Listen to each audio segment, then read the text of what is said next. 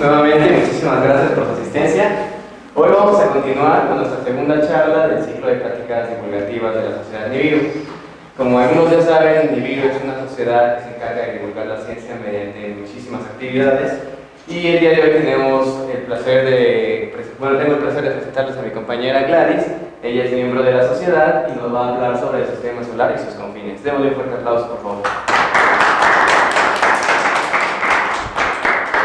Bueno, pues muchas gracias a todos, y como ya lo mencionó mi compañero Héctor, yo colaboro con la Sociedad Nibiru. Entonces hoy les vengo a platicar un poquito a nivel divulgativo sobre lo que es el sistema solar, ¿no? ¿Qué objetos podemos encontrar en él?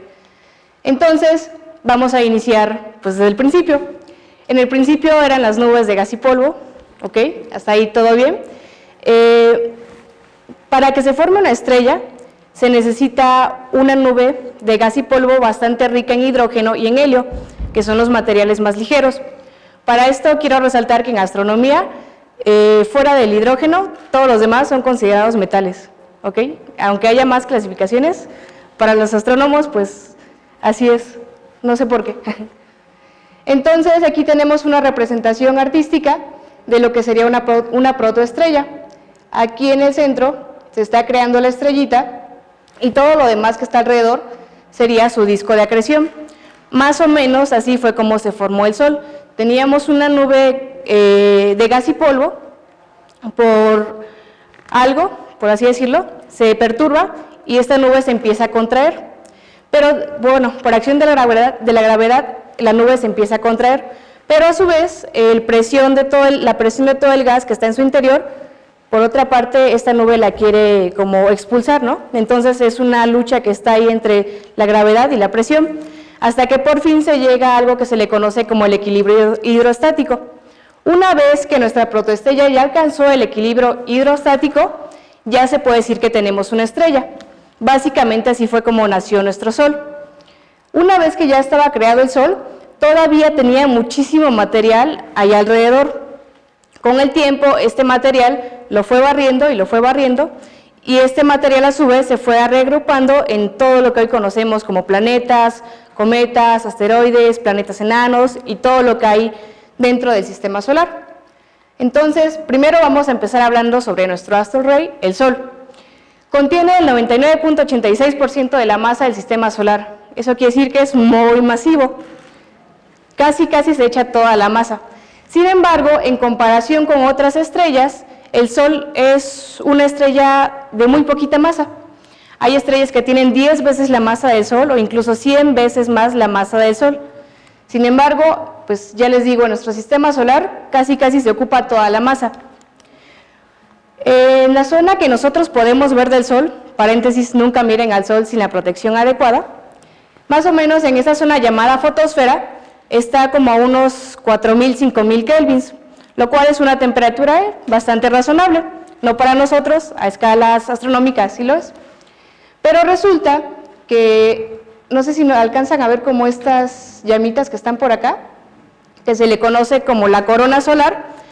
Esta corona solar es muy tenue y únicamente la podemos apreciar cuando la parte de la fotosfera está totalmente cubierta, y esto solamente se da en los eclipses de Sol. Ahí es cuando nosotros podemos apreciar la corona solar. Y resulta que esta corona solar se encuentra más o menos a 2 millones de grados kelvins. Entonces sí es como muy contraste, porque la corona solar es de las capas más externas, bueno, de hecho es la capa más externa del Sol.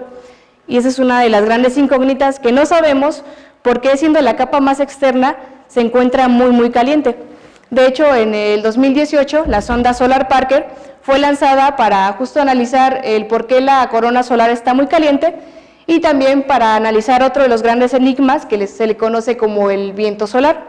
Si ustedes supieron del lanzamiento de esta sonda, también hubo una campaña para que pusieran su nombre y su nombre viajara al Sol. Pues si lo hicieron, qué chido, si no, pues espérense a otra sonda que vaya al Sol, igual y vuelve a hacer la misma campaña. Ya les decía, otro de los grandes secretos del Sol, porque aunque no lo parezca, hay muchísimas cosas que todavía no sabemos, incluso aquí en la Tierra, es por qué se origina este viento solar. El viento solar se origina justamente en la parte de la corona solar.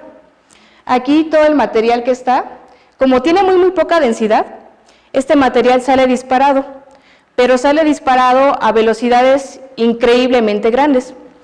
Y todo este material, pues casi abarca la mayor parte del sistema solar, no toda. Ahorita vamos a ver por qué. Y bueno, esta es una imagen de la NASA. Siempre procuro ponerle de dónde es para que después, no sé, no me demanden o algo. Bueno, después del Sol, pues, ¿quién creen que sigue? Mercurio, ¿no? El planeta más chiquito.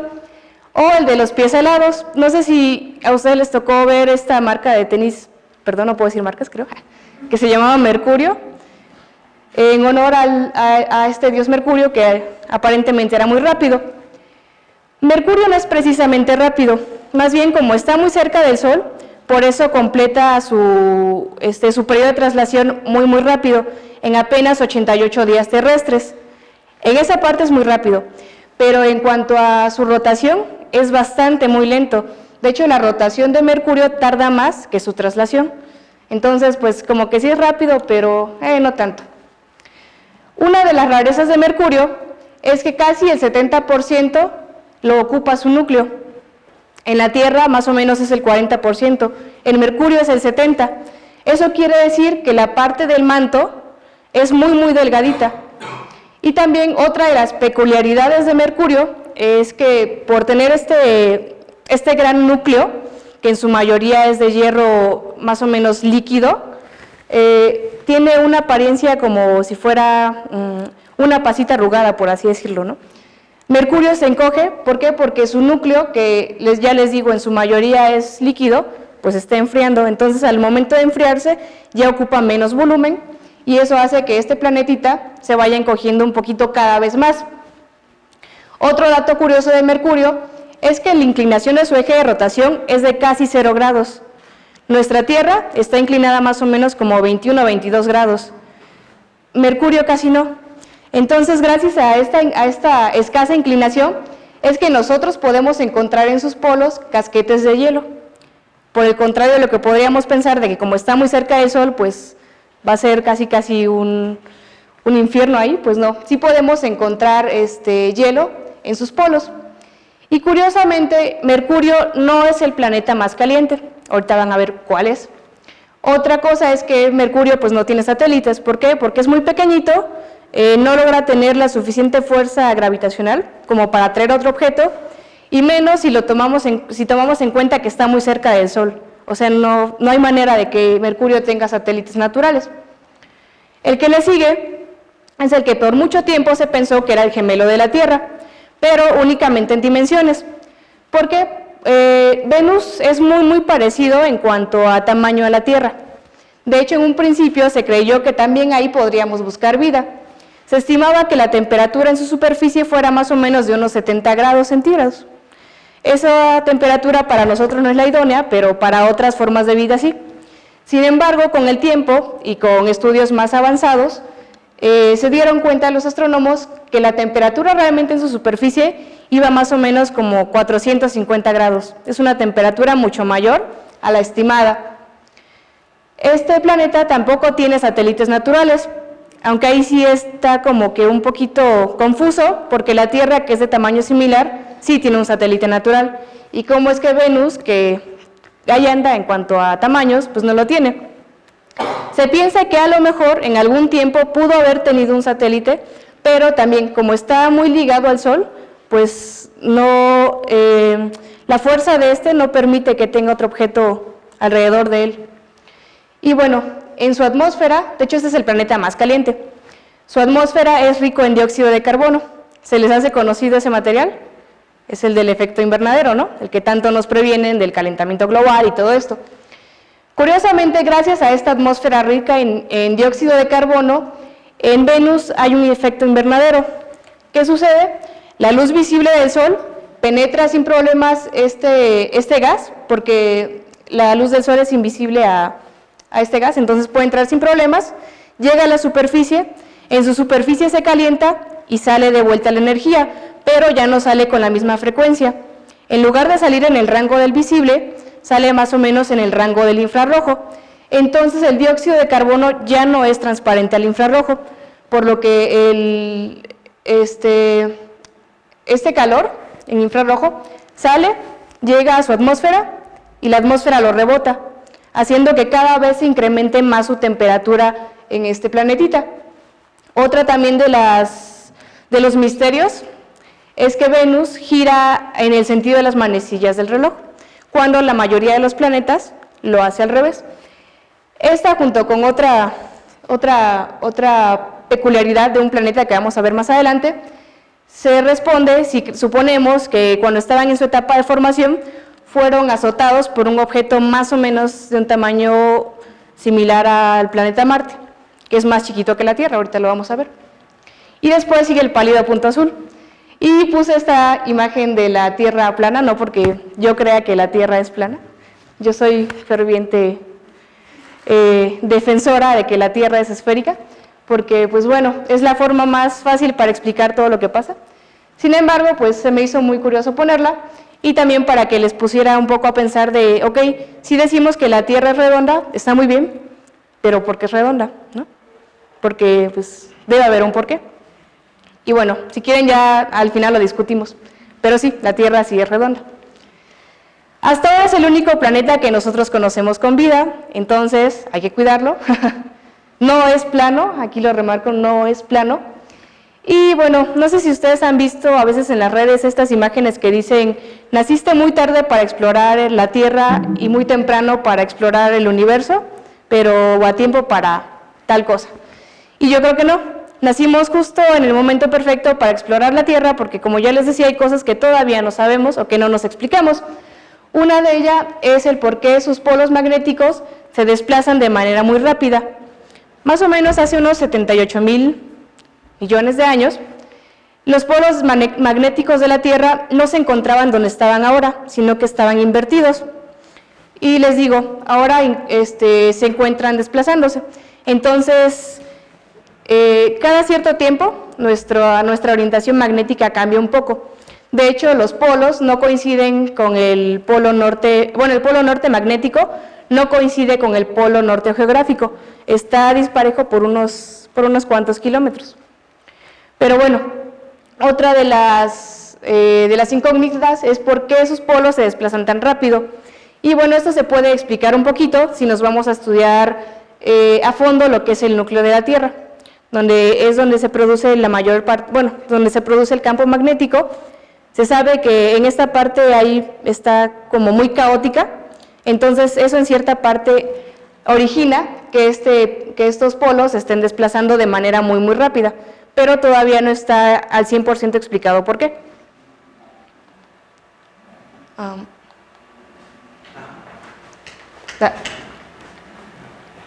¿Ya? Ok, después le sigue nuestro satélite natural, la Luna. Aún no se conoce con exactitud cómo fue su formación. En algunas ocasiones postulaban que había sido únicamente un pedazo de material que se desprendió de la Tierra y que la Tierra, pues al ser bastante grande, quedó atrapada en su campo gravitacional.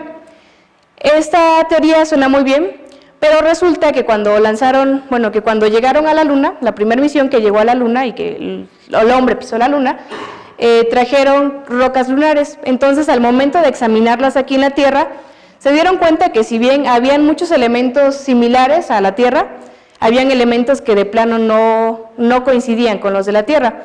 Entonces, desde ahí esta teoría pues ya no nos alcanzó para explicar la formación de la Luna. Otra explicación bastante muy aceptada es que cuando estaba el proceso de formación en la Tierra, un objeto del tamaño de Marte, más o menos, pudo haber colisionado con la Tierra de tal manera que desprendiera un pedazo de este planetita. Y así explicaría por qué en la Luna podemos encontrar materiales de los que está hecho la Tierra y materiales de otras rocas, por así decirlo. La Luna sí posee un campo magnético, pero es muy, muy, muy débil, y bueno, el campo magnético, ya lo veremos más adelante, es una de las condiciones para que exista la vida. Afortunadamente nosotros sí lo tenemos, si no, pues no estaríamos aquí el día de hoy. Recientemente se mandó la sonda Change, o yo digo Change porque pues ya estamos en México. Y la peculiaridad de esta sonda es que para empezar fue China, y China apenas se creó su agencia espacial. De hecho tiene menor tiempo que la Agencia Espacial Mexicana, entonces nos estamos quedando un poquito atrás. Y bueno, en particular esta sonda no alunizó en donde todas las demás lo habían hecho, sino que alunizó en lo que le llaman la cara oculta de la Luna. En esta cara oculta es la primera sonda que aluniza exitosamente, porque ya anteriormente se habían enviado más, pero como es un tanto desconocido, pues luego las labores de manipulación sí se habían complicado un poco, haciendo que estas sondas se estrellaran y ya no nos mandaran más datos. ¿Alguna vez han preguntado por qué el lado oscuro de la Luna? ¿No? ¿Más o menos? Bueno. Resulta que hay una cara que nosotros siempre vemos de la Luna, porque esto tiene algo que se llama rotación sincrónica. Eso quiere decir que su periodo de rotación es igual al periodo de traslación. Entonces, más o menos como los 28 días que tarda en darnos la vuelta, es el mismo tiempo que tarda la Luna en girar sobre su propio eje. Es por eso que nosotros casi siempre vemos la misma cara de la Luna. Y bueno, este hecho de la sonda lo puse aquí porque en primera fue como ya les decía, fue la primera que logró alunizar exitosamente en la cara oculta de la Luna, porque también en esta sonda se llevaron cultivos, me parece, de papa, germinaron, murieron casi al instante, pero bueno, ya germinaron en un ambiente, ya habían germinado por ejemplo en la estación espacial, pero como tal en la Luna no. Entonces, el hecho de que pudieron germinar aquí, pues ya es un gran avance para las futuras exploraciones, por ejemplo, en Marte, porque ya sería una forma más económica de cultivar sus propios alimentos en lugar de estarse proveyendo de la Tierra. Otro de los objetivos de esta misión fue también probar las transmisiones de radio, para que posteriormente aquí se pudieran instalar observatorios, ya que la Luna no tiene una atmósfera, o bueno, sí la tiene, pero muy pequeñita en comparación a la nuestra. Entonces, estando aquí en la Luna, tenemos mucha más información que la que nosotros tenemos aquí en la Tierra. Entonces, pues sería un muy buen avance. Otro también de las misiones, bueno, los objetivos de esta misión, justamente fue analizar esa parte de la Luna, porque es de las que está un poquito como más intacta, por así decirlo. Esta zona que nosotros vemos aquí es la que más presenta actividad. La otra cara está como un poquito más cuidada y hay partes que no les da tanto el sol, entonces pues también es de mucho interés el analizarla. Después le sigue el punto rojo, que es Marte. Resulta que Marte está más lejos de la Tierra, pero es más chiquito que la Tierra. De hecho, es más o menos como la mitad del tamaño de la Tierra. Y bueno, yo diría que este sí podría ser un gemelo de la Tierra porque se parece mucho hablando geográficamente. Como pueden ver, aquí tiene un polo. Marte tiene polos, tiene casquetes, tiene desiertos, también tiene ríos, tiene evidencias de que hubo agua. De hecho, no sé si vieron más o menos a principios de este año que estuvo muy de moda esta noticia del Opportunity, que ya de plano se dio por perdido.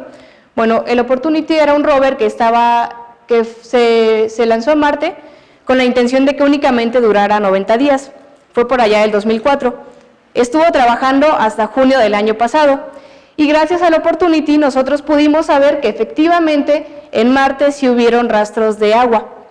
Y el hecho de que tengamos rastros de que aquí hubo agua también nos da un indicio de que a lo mejor pudo haber vida en Marte en años anteriores. A lo mejor, sí, no, quién sabe, pero es una muy buena señal de que aquí pudo haber vida. También el año pasado justamente hubieron muchísimas noticias astronómicas. Una de las más relevantes y muy amarillista, por cierto, fue que pusieron se encuentra agua en Marte y todos así como de no, ¿qué agua? Y pues sí fue muy amarillista la noticia. Cuando uno escucha agua pues piensas como el agua que utilizas para tomar o para bañarte, ¿no? Pero no, resulta que no se encontró como tal agua en Marte. Gracias a las mediciones que nosotros teníamos de estas partes de los casquetes o de los polos, se pudo inferir que debajo de esta superficie había agua líquida, rica en sales.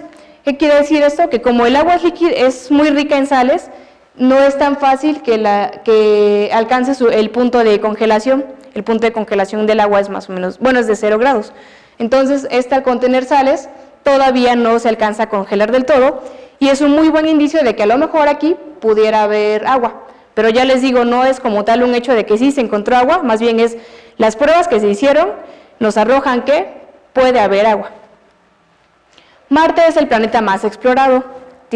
Actualmente tiene el InSight y tiene, ahí no recuerdo otro rover. Tenía como 3 rovers, ahorita el Opportunity pues ya no cuenta, ¿no?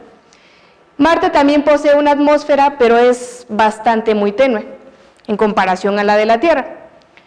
Y bueno, ya les decía, es bastante similar en cuanto a la geografía de la Tierra. Y también ha estado muy presente pues, en la cultura pop de decir que tal vez podamos encontrar vida en Marte o cosas por el estilo. Y bueno, todas estas especulaciones se dan porque, ya les digo, hay indicios de que ahí hubo agua y de que posiblemente pudo haber vida. Marte sí tiene satélites naturales. Después, hasta allí acabamos lo que se le conoce como el sistema solar interior, por así decirlo, que abarca todos los planetas rocosos. Estos planetas tienen la característica de que son muy pequeñitos y tienen muy poca atmósfera. Y es bastante lógico porque al estar muy cerca del Sol, justamente este viento solar barrió la mayoría de la atmósfera. Pero resulta que entre Marte y el planeta que le sigue, que es Júpiter, hay un cinturón que pues no es como el que nosotros nos podríamos imaginar de esos con los que nos fijamos, más bien es un cinturón de asteroides. En este cinturón provienen la mayoría de los asteroides, en particular un tipo de asteroides que se les conocen como condros, que nos dan indicios de la formación temprana del sistema solar. De hecho, aquí en el Instituto de Astronomía se estudian más o menos estos condros que les digo, porque nos dan buen indicio de cómo se formó el sistema solar, porque todavía no lo sabemos a ciencia cierta. El objeto más grande de este cinturón de asteroides no es un asteroide, es un planeta enano que se llama Ceres. Y es bastante curioso porque usualmente los planetas enanos se encuentran en una región más alejada del sistema solar. Y Ceres también es bastante particular porque al tener agua también es un posible candidato para la búsqueda de la vida. Actualmente en el sistema solar, más que buscar vida en los planetas, se puede buscar vida en las lunas de los planetas. El estudio de estos asteroides, como ya les decía, es fundamental para que nosotros podamos entender cómo se formó la vida, pues la vida en general, bueno, la vida de nuestro planeta y cómo se formó el sistema solar. Después le sigue Júpiter, que es el planeta más grande. De hecho, se piensa que si Júpiter hubiera tenido más o menos como 5 veces más su masa, igual y pudo haber sido un candidato para que fuera una estrella. Pero no, aún así le faltó bastante para que Júpiter fuera una estrella. Las nubes de Júpiter están hechas en su mayoría de amoníaco y agua. Este es un planeta en su totalidad gaseoso. Nosotros no podríamos mandar una sonda a su superficie porque, ya les digo, en su totalidad es gas. Y tampoco podríamos mandarla como tal a su atmósfera porque es bastante muy turbulenta. De hecho, no sé si han oído hablar de esta gran mancha roja de Júpiter, que es una tormenta que ya lleva más o menos como 300 años por ahí. Esto nos da un indicio de lo caótico que es este planeta. Su rotación es bastante muy rápida, es más o menos como de 10 horas. Eso también es algo bastante sorprendente porque es un cuerpo bastante muy masivo y aún así puede rotar de una manera muy rápida. Júpiter fue uno de los objetos que estudió Galileo. De hecho, gracias a Galileo se pudieron descubrir las primeras 4 lunas de Júpiter. Io, una de ellas, es una de las que más posee actividad volcánica en la Tierra. De hecho, es la que más posee actividad en la Tierra, en el sistema solar. Es la que más posee actividad volcánica. Eso igual no está como que muy explicado el por qué una luna tiene tanta actividad volcánica. Pero bueno, es una de las cosas que se están estudiando. Después le sigue el Señor de los Anillos. Cuando Galileo estaba observando Júpiter, encontró sus 4 lunas. Después se fue a observar a Saturno y la primera vez que lo vio como si fueran 3 cuerpos. ¿Han visto esta carita de Mickey Mouse? Que está como redondita y las 2 orejitas. Pues digamos que más o menos así lo vio Galileo. Galileo lo vio como 3 cuerpos, pero no se atrevió a publicar sus resultados. Años más tarde, Galileo volvió a observar a Saturno y ya no encontró esos 2 cuerpos a su lado.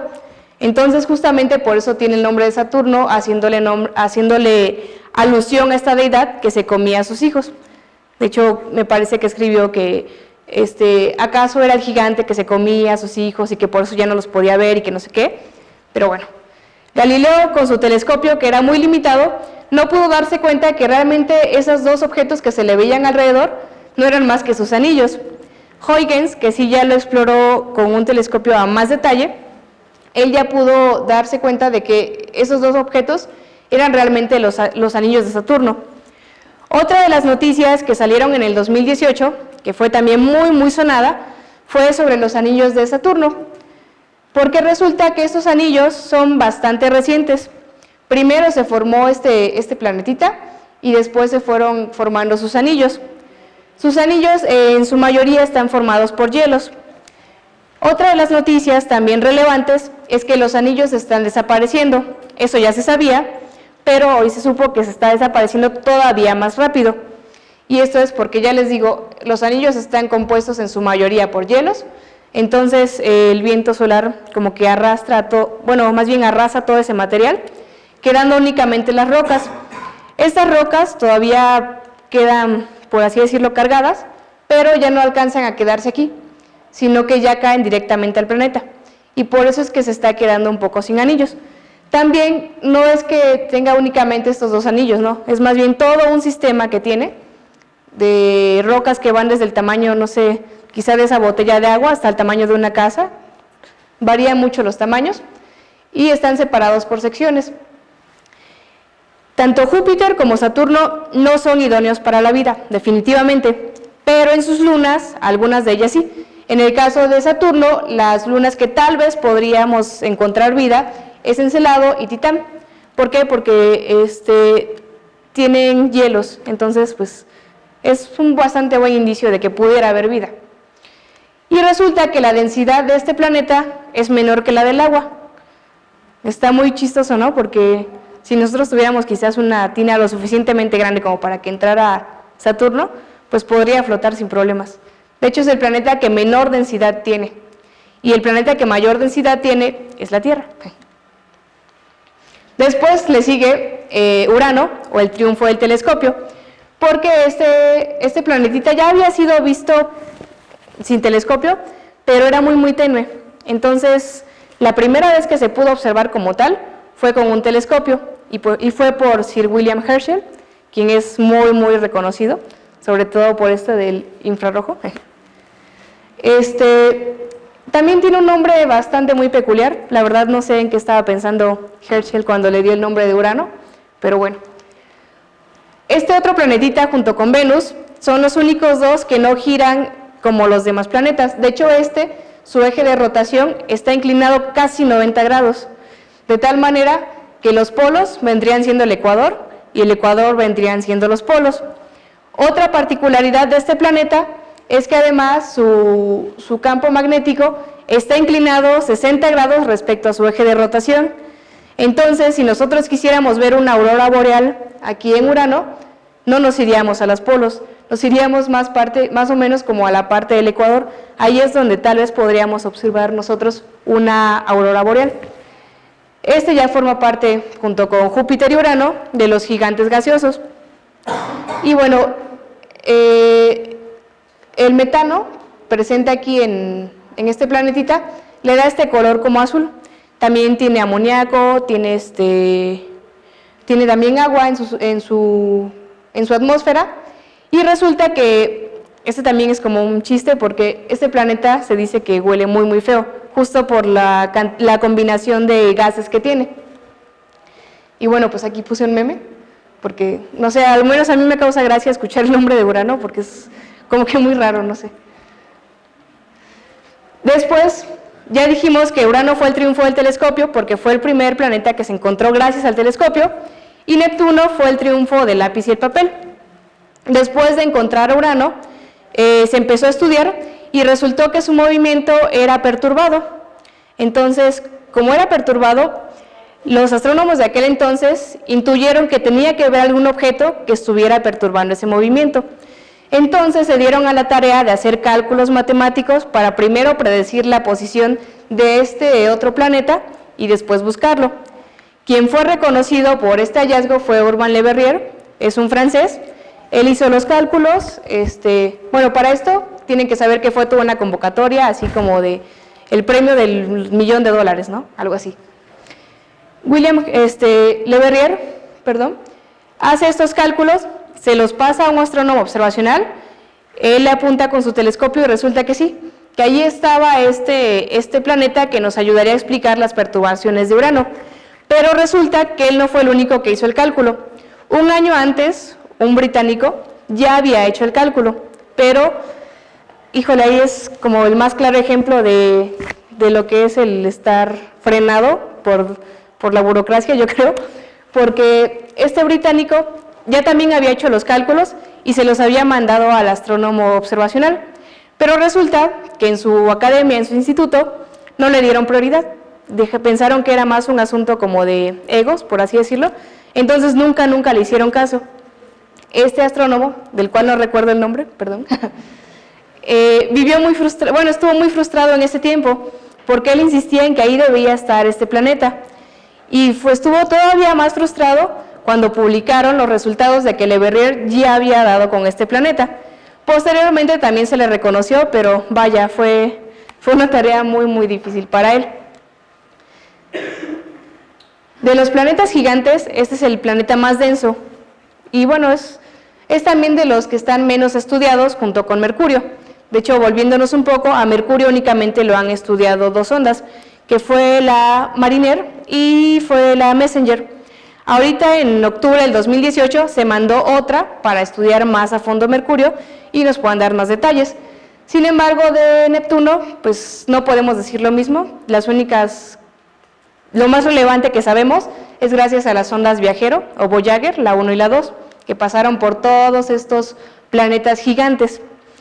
Y bueno, hasta aquí acaba la conferencia, o al menos eso les diría si estuviéramos en los 1900, pero como estamos en el 2018, resulta que el sistema solar ya no acaba aquí nada más, sino que ya empieza también algo que se llama el cinturón de Kuiper. Este planetita que ustedes ven aquí, que no es un planeta, sino un planeta enano, es Plutón. Este es el primer objeto que se encontró del cinturón de Kuiper.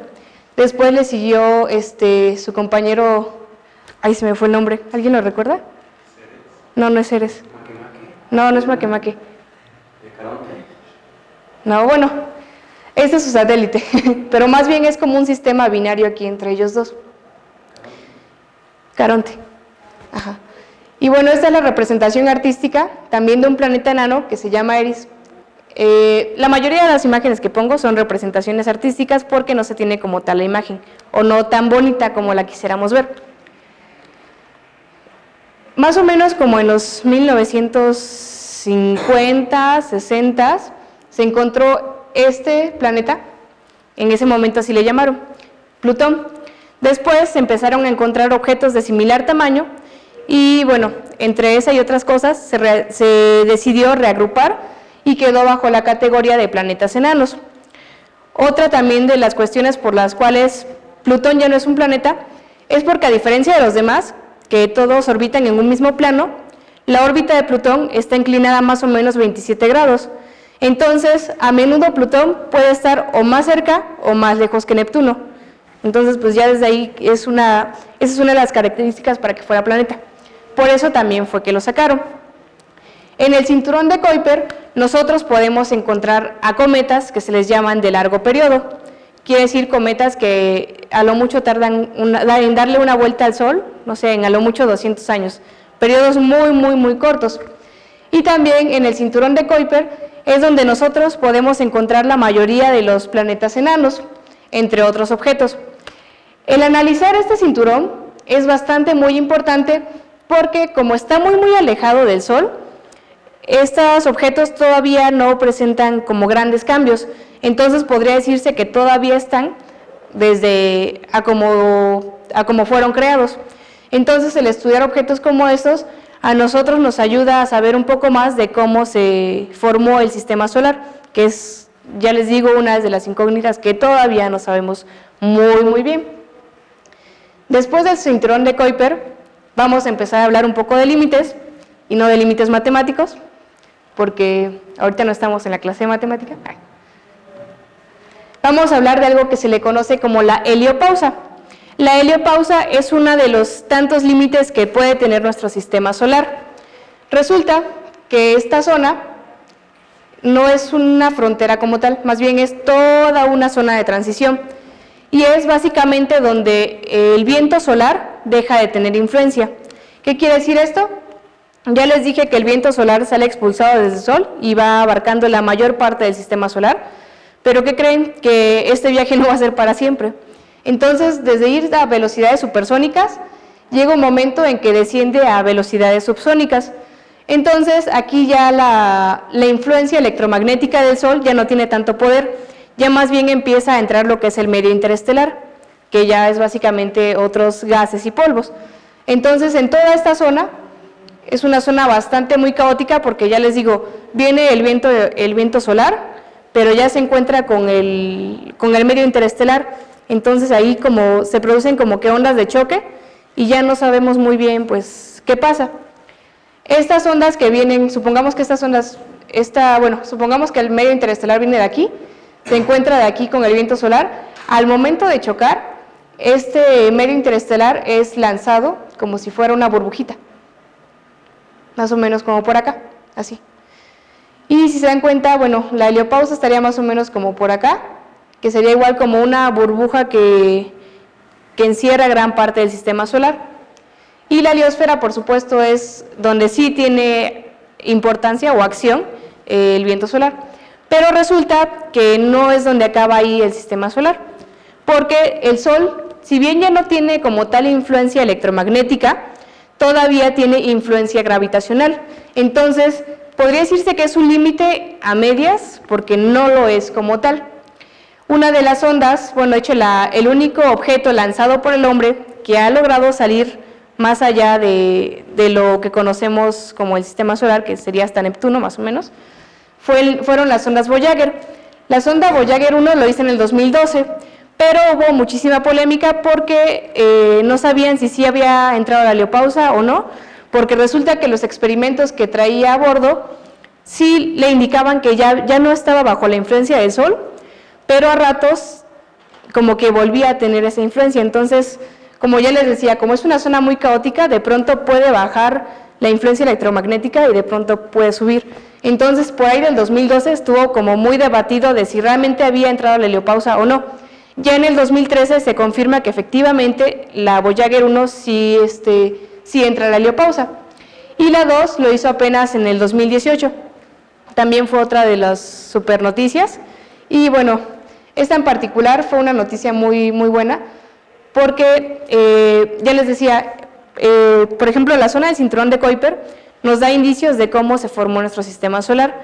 También los cometas que ahí se forman pueden ayudarnos también a describir cómo se formó todo, porque ya les digo, está casi intacto. Después de la heliopausa, que es una frontera, por así decirlo, viene el límite, ahora sí, o al menos lo que se piensa, del sistema solar. Aquí está el Sol, todos los planetitas, aquí está la heliopausa, que es una zona bastante muy grande, y después le sigue esto que se le conoce como la nube de Oort. Ya les decía que hasta aquí termina más o menos la influencia del Sol, pero la influencia gravitacional se extiende hasta la nube de Oort, ¿ok? Esta nube es bastante muy extensa.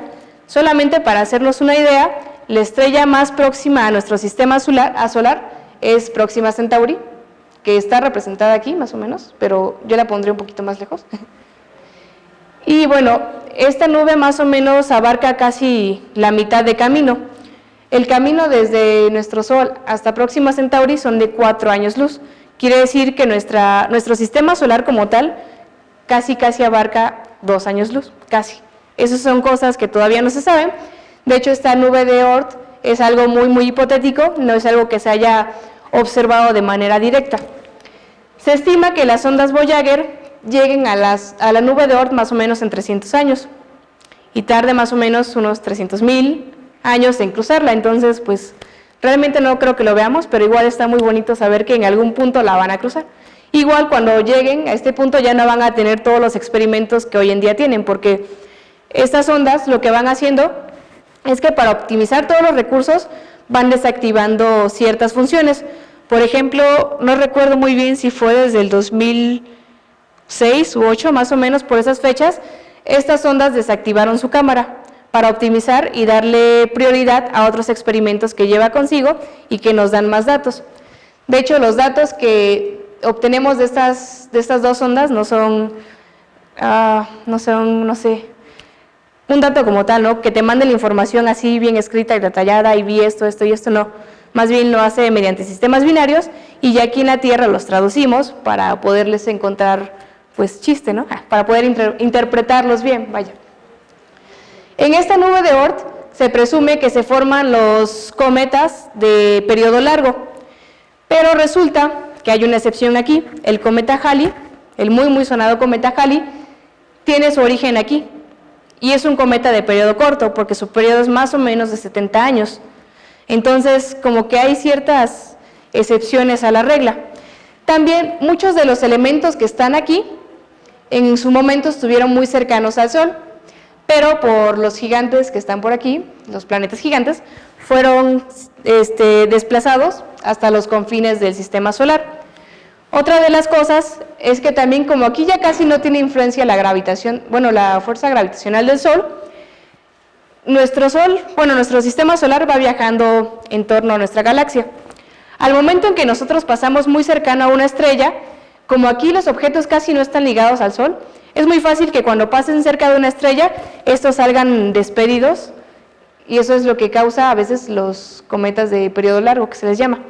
¿Por qué? Porque pues, aquí ya no están casi unidos a nuestro sistema, entonces pasan bastante cerca, y ese bastante cerca es muchísima distancia de alguna otra estrella, y causa que salgan expedidos de manera muy fácil. Y bueno, podría decirse que hasta aquí es donde acaba la nube de Oort. Es algo, ya les digo, hipotético, no sabemos todavía, no se tienen evidencias como tal de esta nube. Y por último, les puse esta imagen de Oumuamua. Estuve tratando toda la semana de aprenderme la pronunciación, pero es un poquito difícil. Este es un objeto que también fue muy sonado en el 2018, sobre todo porque salió la noticia de que este objeto, bueno, más bien se los voy a citar. Científicos de Harvard postulan que Oumuamua puede ser una nave extraterrestre. Fue una noticia muy sonada, de esas fake news que casi no se dan en el mundo de la ciencia. Y no, resulta que si bien este objeto que vemos por aquí no pertenece a nuestro sistema solar, más bien es un viajero, pero no, tampoco es una nave extraterrestre que va a venir y nos va a matar y todo, ¿no? Todavía creo, no es cierto, ¿no?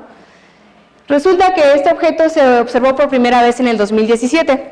Cuando se observa, al principio pensaron que era un cometa, estuvieron como vigilándolo por ahí, después se dieron cuenta que no tenía la actividad suficiente como para que fuera un cometa, entonces lo volvieron a clasificar y ya pusieron que realmente era un asteroide. Si se dan cuenta, la mayoría de los asteroides tienen formas casi semiesféricas. Esta es una forma bastante alargada, es bastante muy raro. Y bueno, más o menos entre el 2017 y 2018 se encontró a su distancia más pequeña, o su distancia más corta al Sol. Fue ahí cuando se pudo apreciar por primera vez este cuerpo. De hecho, fue detectado en Hawái, por eso fue que le pusieron este nombre, que más bien significa como viajero interestelar o algo así, pero es muy confuso. Y bueno, esta es como la noticia más reciente y hasta lo último que nosotros sabemos de nuestro sistema solar, de este objeto que nos está atravesando y que va a tardar todavía muchísimo tiempo en irse, entonces todavía tenemos oportunidad de estudiar estos objetos interestelares. Y bueno, pues ahora sí, aquí les dejo la webgrafía por si quieren checar algo.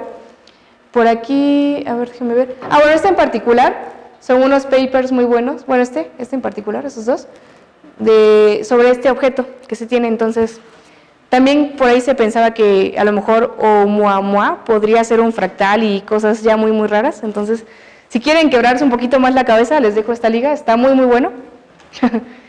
Y bueno, hasta aquí acaba mi charla y muchas gracias.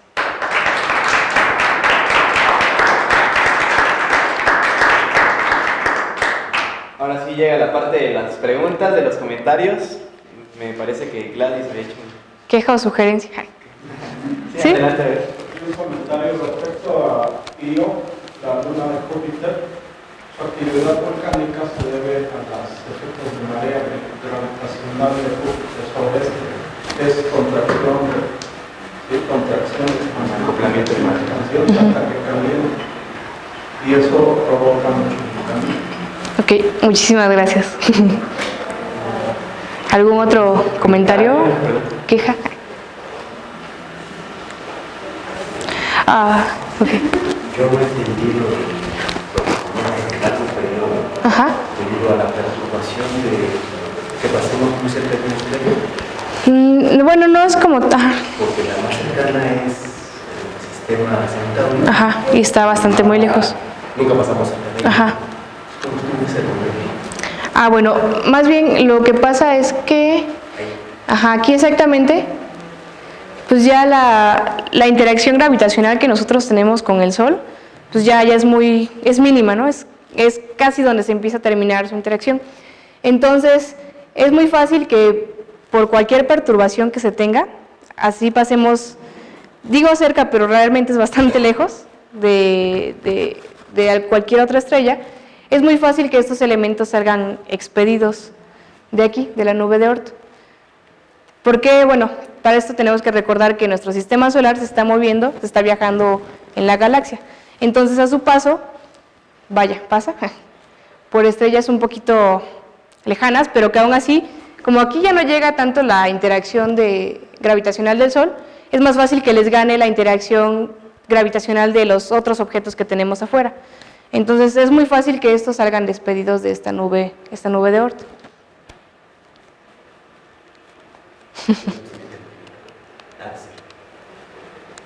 Y bueno, también lo del sistema también de marea, que son los cuerpos pequeños que están muy cercanos a cuerpos muy masivos. La luna, por un efecto de marea, pues casi gira igual que el Sol.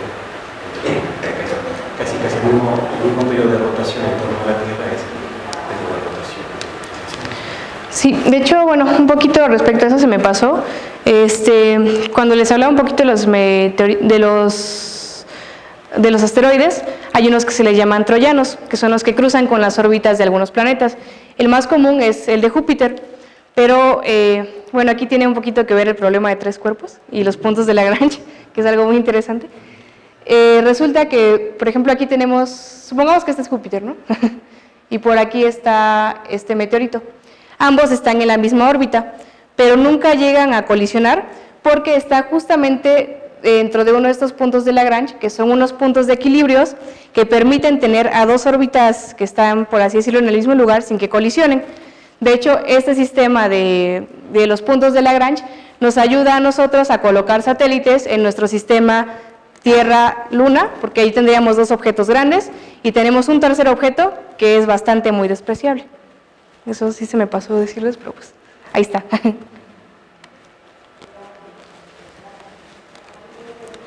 Hola, buenas tardes. Buenas tardes. La pregunta es la diferencia entre los meteoritos, cometas, asteroides. Ok, bueno. Primero diferencia entre asteroides y cometas. Asteroides tienen más silicatos, rocas, los cometas tienen más hielo o gases. Ahí, porque en tamaño se van dando como, más o menos hay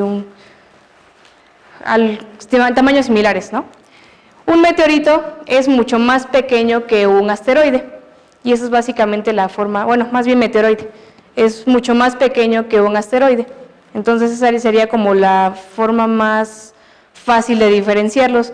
Los meteoroides son cuerpos muy muy pequeños, los asteroides no son tan pequeños, pero tampoco son tan grandes como para que lleguen a ser un planeta enano, pero son del tamaño similar que los cometas en su mayoría están compuestos por hielos y gases, y eso sería como lo más fácil de diferenciarlos.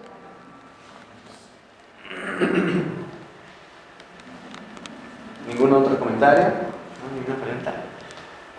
Retomando rapidísimo la parte de los diagramas, lo que mencionó mi compañera Gladys de los puntos de Lagrange, del diagrama de 3 cuerpos, hay una muy buena teoría que menciona que así fue como se formó el planeta, ¿no? La colisión que tuvo la Tierra con otro planeta para formar la Luna. Entonces se encontraban, en una misma órbita se encontraba la Tierra con otro planeta, ahorita se me olvidó su nombre, pero como eran planetas que estaban en formaciones, ya mencionó mi compañera Gladys que están en equilibrio, pero mientras estaba formando ese planeta adquirió la suficiente masa para poder romper ese equilibrio y giró en sentido opuesto a como iban en el equilibrio, ¿no? Rotando hacia una misma dirección. Entonces rotó hacia el otro lado, de manera que así fue como colisionaron los dos planetas que dieron formación a la Luna. Ese es un dato interesante. Y bueno, aquí nada más les dejo mi correo por si tienen alguna otra pregunta o reclamo o lo que sea, pues por aquí me encuentran. Bueno, le vamos a hacer entrega de una constancia a nuestra compañera Gladys por su participación. Gladys, muchísimas gracias.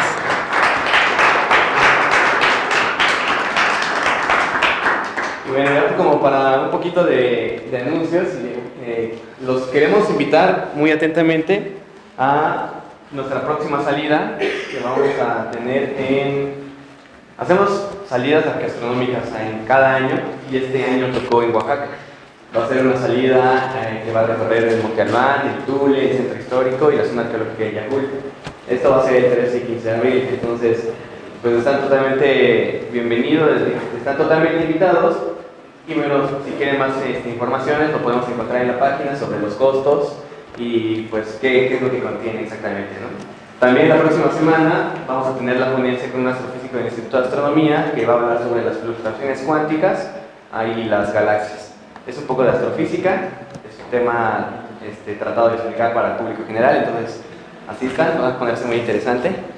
Y les recuerdo que nosotros hacemos entrega del 80% de una constancia para que nos asisten al 80% de nuestras conferencias, como para que lo tomen en cuenta. Y pues muchísimas gracias por su asistencia. Sí, bueno, nada más hay como detalle, ese fin de semana es un fin de semana antes al de Semana Santa, entonces sí tienen vacaciones, creo, quiero pensar. Y también, si les interesa ir a la salida arqueastronómica, es muy importante que manden de una vez su correo porque tenemos cupo limitado. También para esta salida arqueastronómica no voy yo y les voy a explicar ahí la zona porque yo no soy una arqueastrónoma, yo no sé exactamente qué pasó ahí. Entonces, para este tipo de salidas llevamos a un arqueastrónomo real, certificado y todo, que nos cuenta la importancia de la astronomía en estas zonas que tenemos. Entonces, la verdad es que es una salida muy, muy padre. Si pueden ir, aprovéchenla, de verdad. Vale la pena. Gracias. Gracias.